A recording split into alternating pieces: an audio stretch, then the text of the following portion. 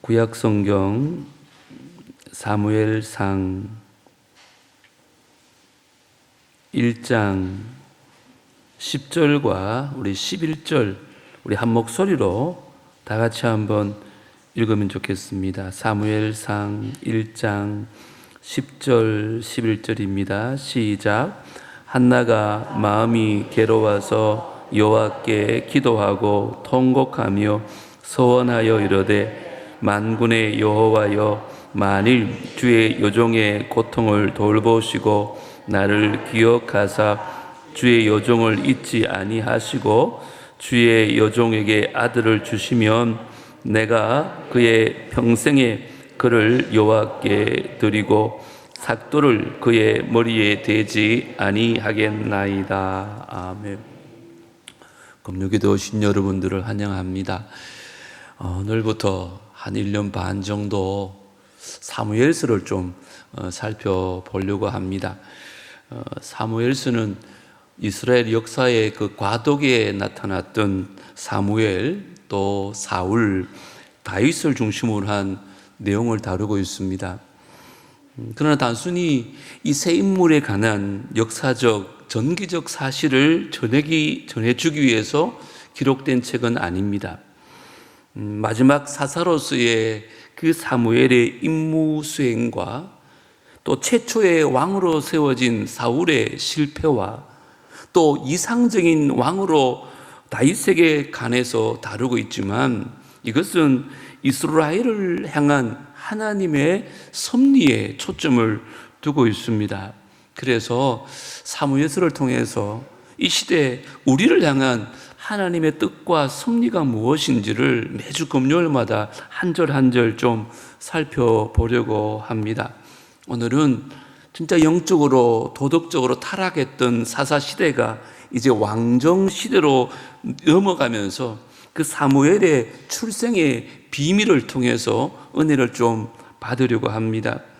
먼저 1절 한번 다시 보십시다. 에브라임 산지 라마다임 소빔에 에브라임 사람 엘가나라 하는 사람이 있었으니 그는 요로함의 아들이요 엘리후의 손자요 도후의 정손이요 숲의 현손이더라. 사무엘상을 시작하는 첫 구절에 등장하는 사람이 엘가나라는 사람입니다. 장차 사무엘의 아버지가 될 사람인데 에브라임에 살고 있었다고 합니다. 역대상 6장에 보면 그가 레위 지파 사람이었고 또 오늘 2절에 보면 그의 가정 환경에 대해서 이렇게 말합니다. 그에게 두 아내가 있었으니 한 사람의 이름은 한나요 한 사람의 이름은 버닌나라. 버닌나에게는 자식이 있고 한나에게는 자식이 없었더라. 엘가나는 하나님을 섬기는 레위 지파 사람이었는데도 아내를 2명이나 갖고 있었습니다. 어떤 연유일까요? 아마 그 당시 세상 풍습을 따라서 살았던 영향도 있겠지만 첫째 부인인 한나가 아기를 갖지 못했기 때문에 둘째 부인을 가지게 되었습니다. 그래서 3절에 보시면 엘가나의 신앙 자세에 대해서 우리에게 말합니다.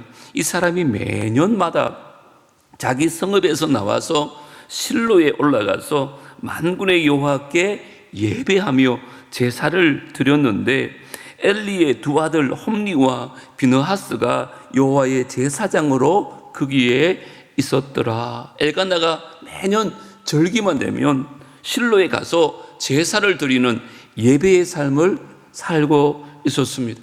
그러나 이 2명의 아내를 두었던 연고로 말미암아 제사를 드리러 갈 때마다 집안에 불화가 일어납니다. 4절부터 한번 보십시오. 엘가나가 제사를 드리는 날에는 제물의 분깃을 그의 아내 버닌나와 그의 모든 자녀에게 주고 특별히 한나에게는 갑절을 주니 이는 그를 사랑함이라. 그러나 여호와께서 그에게 임신하지 못하게 하시니 여호와께서 그에게 임신하지 못하게 하심으로 그의 적수인 버닌나가 그를 어떻게 해요? 심히 격분하게 하여 괴롭게 하더라. 본처를 더 사랑했던 이 엘가나는 아이를 낳지 못하여 마음고생을 하는 한나가 너무 안쓰러웠습니다. 그래서 제사를 드린 후에는 가족의 분깃으로 받는 그 제물 고기 가운데 그릇에 가득 담아가지고 후처인 버린나보다 2배의 양을 한나에게 위로로 줍니다. 이것을 보고 또 질투가 터져났던 이 버린나는 그를 더 조롱하고 격분하게 괴롭힙니다.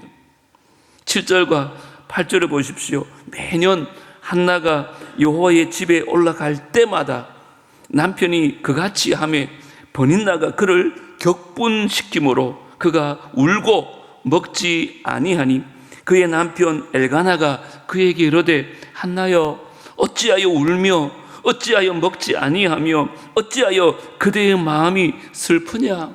내가 그대에게 10아들보다 낫지 아니하냐 하니라.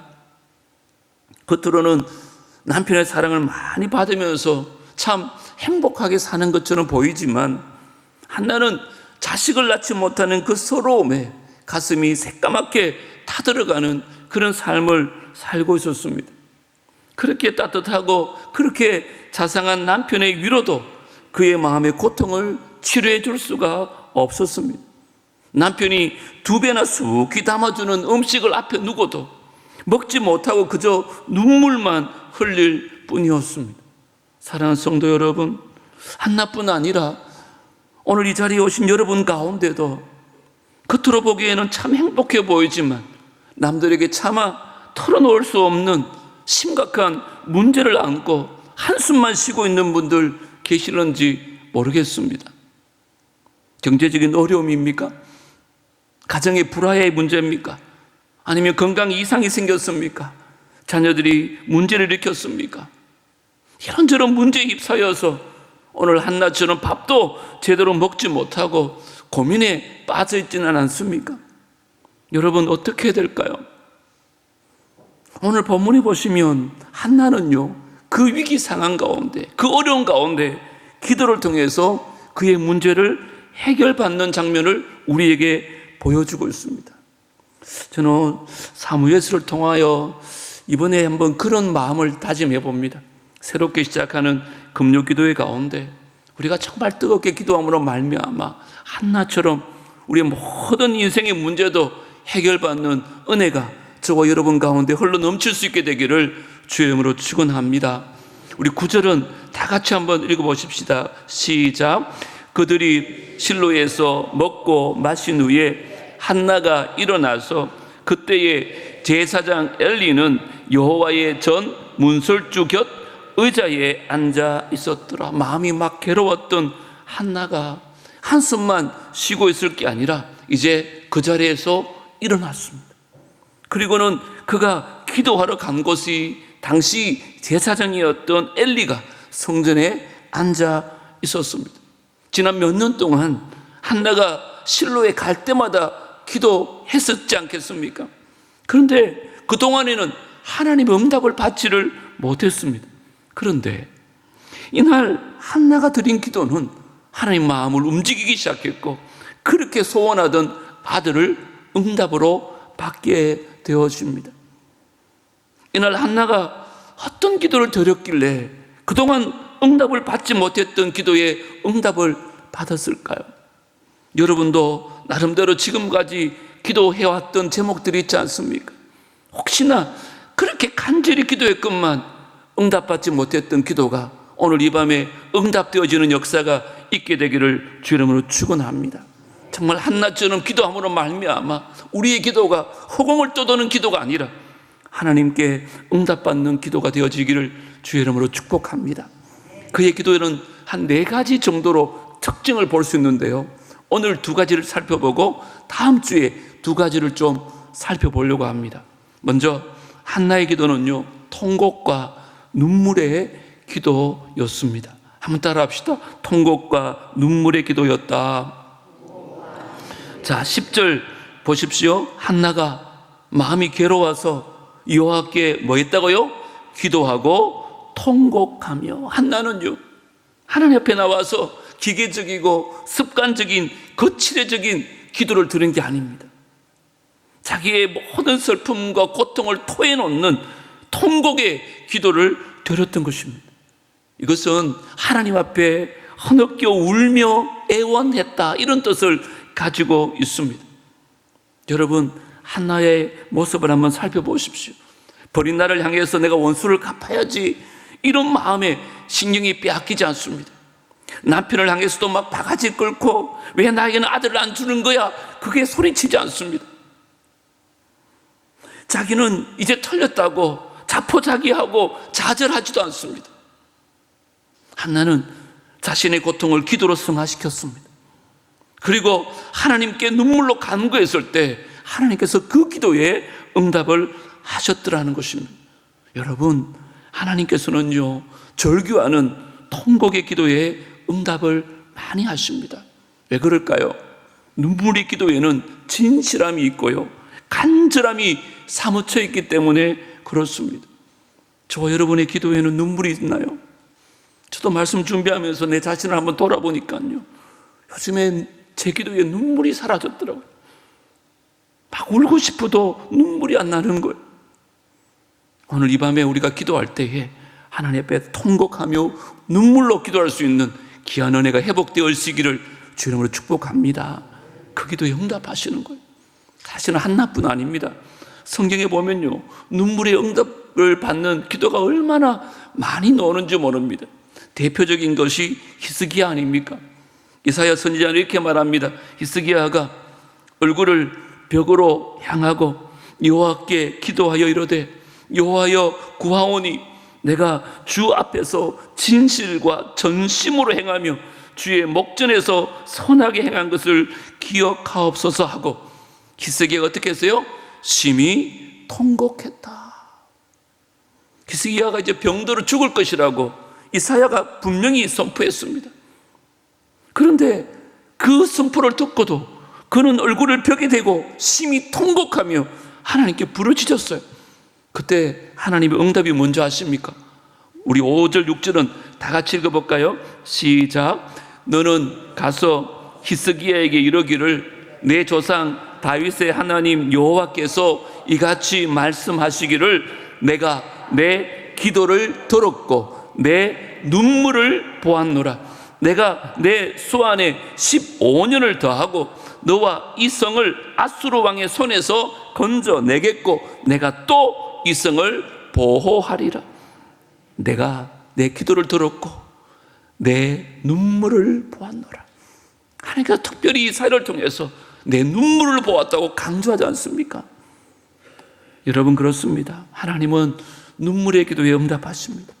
그래서 분명히 죽겠다고 선포한 그 생명이 15년 동안 연장되어질 뿐 아니라 하나님께서 그의 나라를 적군으로부터 손으로 지켜주겠다 약속하셨습니다. 여러분, 우리 예수님께서도 심한 통곡과 눈물의 기도를 드린 것을 기억하십니까?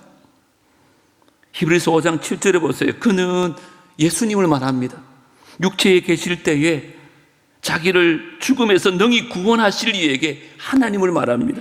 심한 통곡과 눈물로 간구와 소원을 올렸고 그의 경건하심으로 말미암아 들으심을 얻었느니라. 여러분, 어떻게 생각하세요? 우리 예수님도 그렇게 심한 통곡과 눈물로 기도하셨다면 저와 여러분은 얼마나 더 진실된 눈물의 기도가 필요하겠어요? 그런데 우리의 기도에 눈물이 사라져버렸어요. 기도는 많이 하는데, 고함은 지르는데 진실함이 없고 절실함이 없는 거예요. 여러분, 오늘 이 밤에 여러분들이 가장 소원하는 기도 제목이 뭔가요? 그것을 여러분 얼마 동안 기도해 오셨나요? 그런데 오늘 이 시간 돌아보고 싶은 것은 그 기도가 이루어질 동안 우리가 얼마나 많은 눈물을 흘려 보았느냐는 거예요. 얼마나 심히 통곡하고 얼마나 눈물을 흘리며 그렇게 진실하고 절실하게 기도를 해 왔느냐는 거예요.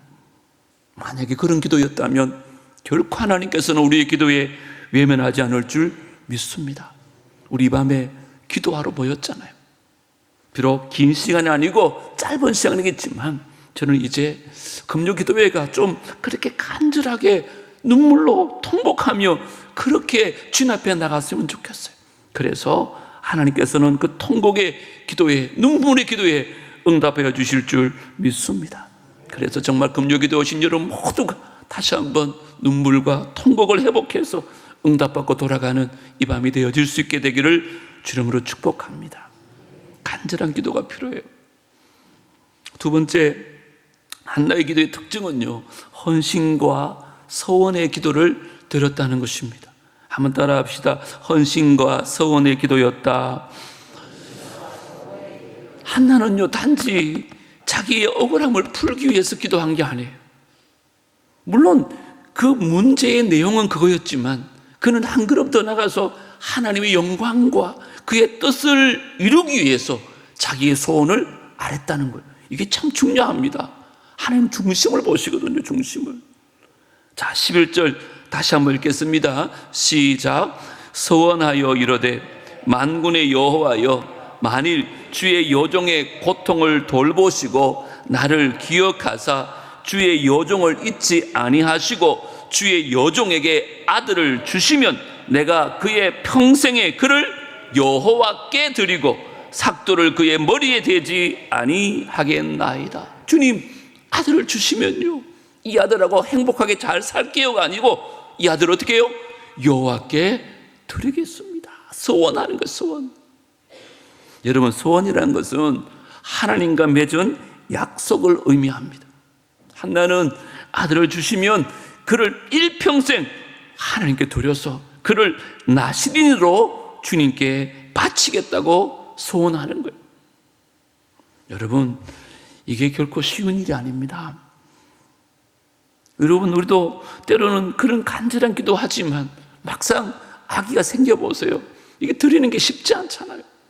한나의 기도가요, 그냥 자기의 원한을 풀기 위한 기도가 아니었어요. 하나님이 이 기도에 응답해 주시면 하나님께서 내게 주신 그 아들 온전히 하나님께 다시 올려드리겠습니다.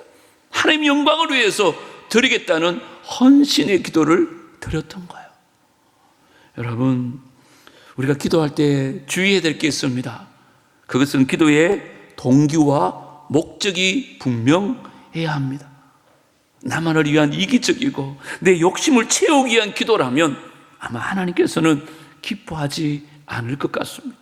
정말 내 마음 안에 하나님의 나라와 그의 뜻을 이루기 위한 기도였다면 하나님께서 분명히 기도에 응답하여 주실 줄 믿습니다. 한나의 기도를 보세요. 지극히 개인적인 기도 같지만 그렇지 않습니다. 그 개인을 초월해서 하나님 나라를 위해서 기도한 거예요. 그래서 그 사무엘이 이스라엘을 살립니다. 이스라엘의 지도자가 되어서 하나님의 뜻을 사무엘을 통해서 펼쳐가시는 거예요. 하나님, 내게 주신 모든 것을 하나님의 영광을 위해서 쓰겠습니다. 그런 동기가 우리 가운데 있습니까? 하나님, 하나님 영광을 위해서, 정말 하나님의 이름을 위해서 제 기도 들어주십시오. 이런 동기가, 이런 목적이 분명하게 있습니까? 말은 그렇게 할 수 있어요. 기도도 그렇게 할 수 있어요. 근데 마음의 중심을 주님 다 아시거든요. 우리의 기도가 왜 지금까지 응답이 없었을까?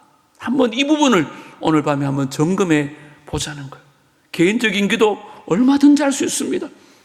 하지만 그 기도가 그냥 나에게만 국한된 것이 아니라 하나님 나라를 위한 기도로 승화시킬 필요가 있는 것입니다. 사회 성공을 위해서 여러분 기도하십시오. 저는 괜찮다고 봅니다. 그런데 그 사업의 성공이 나 혼자 잘 먹고 잘 살기 위해서 사업 대박 나게 해주세요. 저는 그런 기도는요, 하나님께서 기뻐하지 않을 것 같아요. 하나님, 정말 하나님께서 복 주시면 이 물질 가지고도 하나님 나라에서 마음껏 한번 쓰임 받고 싶습니다. 주님, 내 마음의 중심을 알지 않습니까? 그렇게 기도한다면 저는 그 기도 분명히 하나님께서 기뻐하시고 응답하여 주실 줄 믿습니다. 이런 자녀를 위해서도 마찬가지입니다. 우리 아이 좋은 학교 가서 좋은 직장 취직해서 행복하게 잘 살게 해주세요. 부모로서 마땅히 그렇게 기도할 수 있습니다.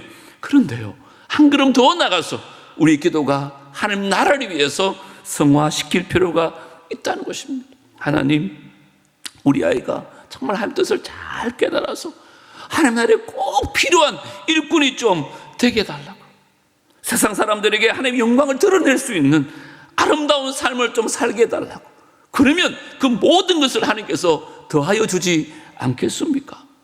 그런데요, 소원 기도에 정말 조심해야 될 필요가 하나 있습니다.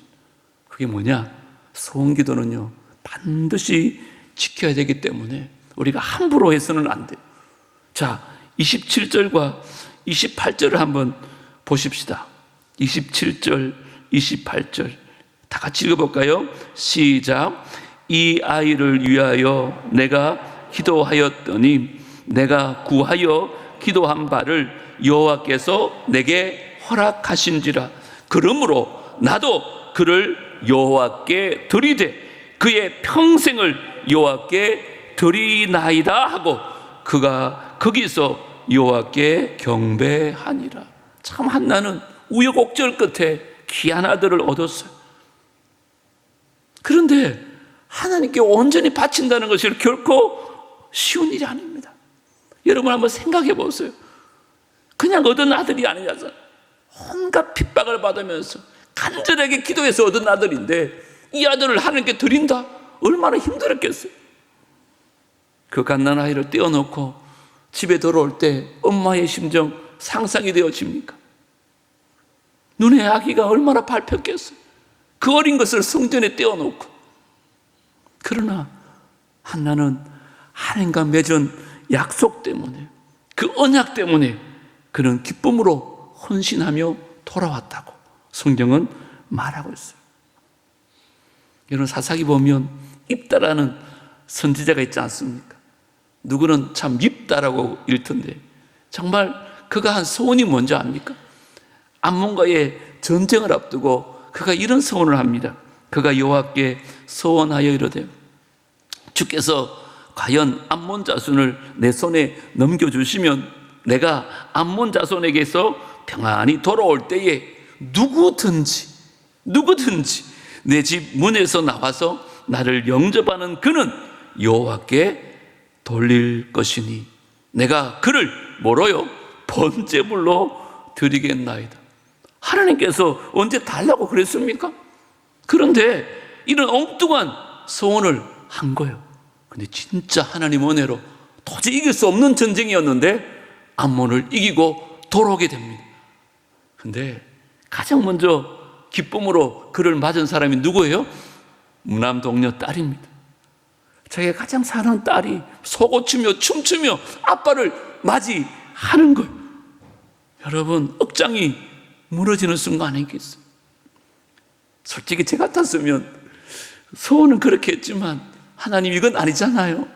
좀 물렸을 것 같아요.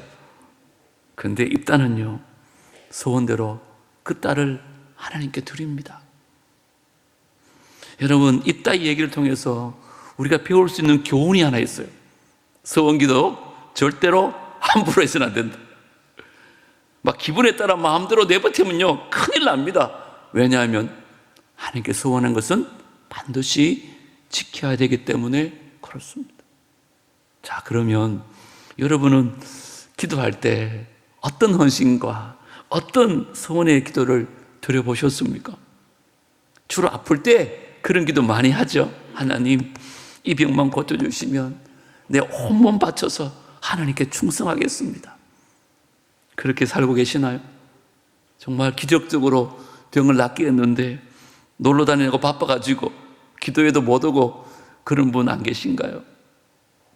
하나님, 이 사업만 잘 되게 해주시면 정말 온전한 11조도 드리고요, 주님 나라와 선교를 위해서 기꺼이 내 물질 주님께 드리겠습니다. 정말 하나님께서 대박나게 하셨습니다. 그런데 더 큰 사업 벌인다고 예배도 빠지고 세상 가운데 그렇게 휘둘려 있지 않습니까? 그것뿐 아니잖아요. 우리 모습을 돌아오면 때로때로 우리의 기도 가운데 그런 소원의 기도가 많이 담겨 있습니다. 제가 부탁합니다. 여러분, 하나님께 함부로 소원하지 마시고 대신에 소원하셨으면 반드시 지키는 신실한 성도들 되어지기를 주님으로 축복합니다. 그런데 혹시나 오늘 이 말씀 드리면서 예전에 드렸던 소원기도 아직까지 지키지 못했는 거 있으시면 저는 여러분에게 도전합니다. 오늘 이 밤에 주님 앞에 지킬 수 있으면 지키겠다고 다시 한번 약속하시고, 아니면 지금이라도 주님 앞에 회개하고 앞으로 하나님 정말 주님 앞에 소원한 기도 지키며 살겠습니다, 그렇게 기도한다면 여러분 무거운 짐이 좀 벗어지지 않을까, 이런 생각을 해봅니다. 그런데 오늘 본문에 여러분에게 참 도전하고 싶은 놀라운 사실이 하나 있는데, 우리가 하나님께 소원해서 드리면요, 하나님께서 그거 받으시고요, 더 큰 은혜와 더 큰 축복을 주시더라는 거예요. 하나밖에 없는 아들을 드렸는데요, 한나가 얼마나 큰 복을 받은 줄 아세요? 사무엘상 7장 5절 6절에 보면 이런 내용이 있습니다. 사무엘이 이르되 온 이스라엘은 미스바로 모이라. 내가 너희를 위하여 여호와께 기도하리라 하며 그들이 미스바에 모여 물을 길어 여호와 앞에 붓고 그날 종일 금식하고 거기에서 이르되 우리가 여호와께 범죄하였나다 하니라. 사무엘이 미스바에서 이스라엘 자손을 어떻게 했어요? 다스리니라. 이스라엘의 귀한 지도자로 쓰임받는 모습을 어머니 한나가 보는 영광을 누리게 됩니다. 어머니로서 얼마나 감격스러웠을까요? 비록 어릴 때는 옆에 두고 물고 빨고 할 수는 없었지만 한 나라를 살리고 회복시키는 일에 자기 아들이 이렇게 귀하게 쓰임받는 모습을 보면서 어머니가 얼마나 기뻤고 얼마나 감사했겠어요. 뿐만 아닙니다. 한나는요, 하나밖에 없는 아들을 드렸는데 그 후에 어떻게 됐을까요? 브린나가 계속해서 그를 막 조롱하며 그렇게 지냈을까요? 여러분, 사무엘상 2장 21절은 다 같이 한번 읽어보겠습니다. 시작. 여호와께서 한나를 돌보시사 그로 하여금 임신하여 세 아들과 두 딸을 낳게 하셨고 아이 사무엘은 여호와 앞에서 자라니라. 보세요. 다른 자식 달라고 기도했겠습니까? 저는 아니라고 봐요. 그런데 하나님께서는 소원한 대로 아들을 드렸더니 세 아들과 두 딸을 더 주신 거예요. 그의 괴로움을 하나님께서 다 아시고 더 많은 사랑과 더 많은 은혜를 주시는 하나님인 줄 믿습니다. 그럼 말씀하셨잖아요. 너희는 먼저 그의 나라와 그의 의를 구해라. 그럼 이 모든 것을 내가 너희에게 더하여 주겠다. 근데 사실요, 우리가 주님께 드리는 것 다 주님께 받은 건 줄 아십니까? 그렇잖아요. 우리는 다 하나님께 받은 것으로 하나님께 드리는데도 아까워하고 뭔가 좀 손해보는 것 같고 굳이 내가 이걸 드려야 될까? 그런 생각이 들 때가 있잖아요. 근데 우리 하나님은요, 로마서 8장 32절에 이렇게 말씀하셔요. 자기 아들을 아끼지 아니하시고 우리 모든 사람을 위하여 내주시니까 어찌 그 아들과 함께 모든 것을 우리에게 주시지 아니하겠느냐. 아들을 주신 것만도 감사한데 아들을 주셨다면 그 모든 것을 너희에게 아낄 게 뭐가 있느냐고. 사실은요, 우리가 뭘 드린들 그 하나님의 사랑과 그 은혜를 다 갚을 수 있겠습니까? 하나님께서 우리가 드리면 드릴수록 더 좋은 것으로 계속해서 주신다는 것. 이게 바로 헌신과 서원의 기도에 대한 하나님의 응답인 줄 믿습니다. 여러분, 오늘 여기까지 하고 좀 기도를 하는 시간을 좀 많이 가졌으면 좋겠습니다. 정치간 응답받는 한나의 기도에 대해서 오늘 좀 살펴봤습니다. 서두에도 말씀드렸지만 오늘 사무엘서를 시작하면서 제 안에 그런 기도 제목이 있었습니다. 이제 금요기도에 뭔가 좀 새롭게 거듭났으면 좋겠다. 물론 많은 사람들이 모여서 뜨겁게 찬양하고 귀한 말씀 받고 기도하는 것도 중요하지만 더 중요한 것은 응답의 역사가 좀 일어났으면 좋겠다. 금요기도에 와서 기도했더니 하나님께서 이런 기도에 응답하셨다고. 그래서 아름다운 소문이 좀 많이 나서 우리 금요기도회가, 남북의 금요기도회가 정답 응답의 장소가 되어질 수 있게 되기를 주님으로 축복합니다. 그러기 위해서 오늘 두 가지 꼭 좀 기억하시고 오늘 우리 기도할 때 이렇게 기도하십시다. 통곡과 눈물의 기도를 주님께 드리고 정말 헌신과 소원의 기도를 주님께 드림으로 말미암아 한나가 그동안 응답받지 못했던 기도에 응답받았던 것처럼 오늘 우리가 지금까지 그렇게 기도했건만 응답되지 않았던 기도가 오늘 이 밤에 응답받고 돌아가는 귀한 역사가 있게 되기를 우리 주의 이름으로 축복합니다. 하나님 감사합니다. 고난주간 특세를 통해서 말씀해 주시고 또 성금요일 우리 주님 앞에 그 십자가를 묵상하며 기도하였습니다. 이제 부활절이 지나고 종에게 사무엘서를 보게 하시고 한 절 한 절 말씀 나누면서 이제 은혜 받기를 원하며 사무엘서를 시작합니다. 오늘 그 첫날 한나의 응답받는 기도의 특징들을 살펴봅니다. 어느덧 우리의 기도에 눈물이 사라졌습니다.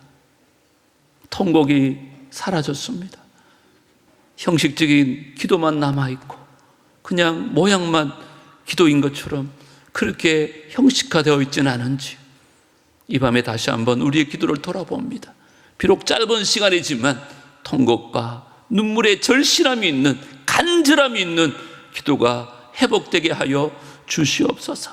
주님, 나의 욕심을 따라 기도하고 있지는 않은지 입으로는 말로는 주님께 드린다고 하지만 막상 주님께 받으면 우리는 주님께 드리지 않고 내 손으로 움켜쥐고 있는 그런 이기적인 기도를 하고 있지는 않은지 우리의 중심을 하시는 주님, 정말 이제 주님 앞에 헌신하며 소원하는 그런 기도를 통해서 오늘 이 밤에 꼭 응답받고 돌아가는 놀라운 역사가 우리 모두에게 일어나게 하여 주시고 이제 계속해서 금요 기도회 가운데 응답의 간증들이 많이 일어나서 이 자리가 차고 넘치는 역사가 있게 하여 주시옵소서.